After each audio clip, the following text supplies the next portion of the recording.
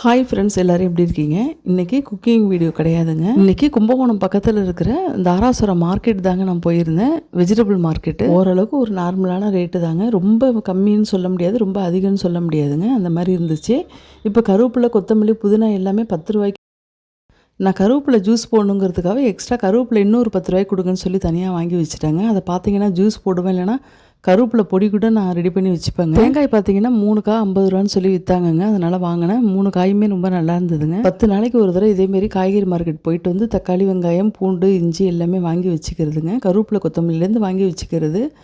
10 நாளைக்கு தேவையான எல்லா காயுமே நம்மளுக்கு எந்த பிரச்சனையும் இல்லாமல் இருக்குங்க. தாராசுரம் மார்க்கெட்டில் 1 கிலோ 40 ரூபாய்க்கு விற்கிற காய் வெளியில் பார்த்தீங்கன்னா 120 ரூபா சொல்லுவாங்க. அந்தளவுக்கு 1/4 கிலோவே பார்த்தீங்கன்னா 30 ரூபாய்க்கு சொல்லி விற்பாங்கங்க. நான் 10 நாளைக்கு ஒரு தடவை தான் தாராசுரம் காய்கறி மார்க்கெட்டுக்கு போவேங்க. இந்த வாரம் வாங்குற காய்கறி பார்த்தீங்கன்னா அடுத்த தடவை நான் வேறு மாற்றி வாங்கிட்டு பச்சை மிளகாய், பெரிய வெங்காயம், சின்ன வெங்காயம், உருளைக்கிழங்கு மட்டும் ரெகுலர் லிஸ்ட்டில் இருக்குங்க. அதை மட்டும் வாரம் வெயில் கொஞ்சம் இருந்ததுனால இந்த கொத்தமல்லி, இந்த புதினாலாம் கொஞ்சம் வதங்கிடுச்சிங்க. வரத்துக்குள்ளேயே நல்லா ஃப்ரெஷ்ஷாக தான் இருந்தது. நான் வந்த உடனே கொஞ்சம் சிரமம் பார்க்காம பார்த்தீங்கன்னா கருவேப்பிலையெல்லாம் உருவி வச்சுருவேங்க. அதே போல் பச்சை மிளகாயெல்லாம் பார்த்தீங்கன்னா காம்பு கிள்ளி ஒரு டப்பாக்குள்ளே போட்டு வச்சுருவேன். அதேமாதிரி பூண்டுமே முழுசாக இல்லாமல் கொஞ்சம் உதுத்து வச்சுருவேங்க. போன தடவை பார்த்தீங்கன்னா இஞ்சிலாம் என்கிட்ட வாங்கினது இருந்தது. இஞ்சி, நெல்லிக்காயெல்லாம் இருந்தது.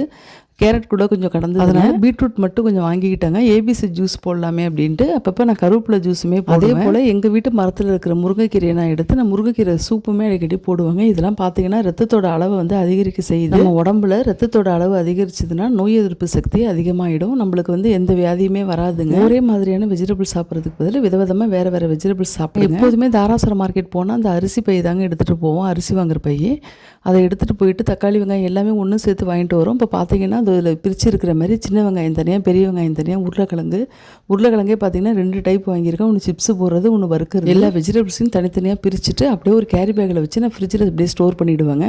இஞ்சி பார்த்தீங்கன்னா வெளியிலே வச்சோம்னா அப்படியே காஞ்ச மாதிரி போயிடுது. இந்த வெயில் காலத்துக்கு செட் ஆக மாட்டேங்குது. மழை காலம்னா கூட அப்படியே இருக்குது. அதனால் ஃப்ரிட்ஜில் பார்த்தீங்கன்னா ஒரு துணிப்பைக்குள்ளே வச்சு ஒரு கேரி பேக்கில் உள்ளே வச்சுருந்தாங்க. அப்படியே இருக்குது ஃப்ரிட்ஜ். இப்போ வாங்கின மாதிரி ஃப்ரெஷ்ஷாகவே இருக்குது. வெஜிடபிள்ஸ் வந்து கம்மி ரேட்டுன்னு சொல்லிட்டு நானும் நிறைய காயெல்லாம் வாங்க மாட்டேங்க. லிமிட்டாக தான் வாங்கிக்கிறது. கருவேப்பிலையை நல்லா கொஞ்சம் உருவி வேறு கேரி பேக்லேயும், புதினா உருவி நான் வேறு கேரி பேக்லேயும் நான் வச்சுருவாங்க தனித்தனியாக. முருங்கைக்காய் பார்த்தீங்கன்னா நம்ம மரத்தில் உள்ளது தாங்க. மேலேருந்து கீழே வந்து பிடிச்சி இழுக்கும் போது கீழே விழுந்து கொஞ்சம் உடஞ்சிருதுங்க. ஃபஸ்ட்டு எந்த வெஜிடபிள்ஸ் வந்து ஃபஸ்ட்டு வீணாக போகிற மாதிரி இருக்கோ அதெல்லாம் ஃபஸ்ட்டு நான் யூஸ் பண்ணிவிடுவேங்க. கொஞ்சம் அப்படியே இருக்கிறது மட்டும் அப்படியே ஃப்ரிட்ஜுக்குள்ளே வச்சுட்டு ஒன்று ஒன்றா யூஸ் பண்ணிக்கிறேன். நீங்கள் இந்த மாதிரி எத்தனை நாளைக்கு ஒரு தடவை வெஜிடபிள்ஸ் வாங்குவீங்க? எந்த மார்க்கெட்டில் வாங்குவீங்க? உங்களோட அனுபவத்தை ஷேர் பண்ணிக்கோங்க. இந்த வீடியோ பிடிச்சா உடனே லைக் பண்ணிக்கோங்க ஃப்ரெண்ட்ஸ்.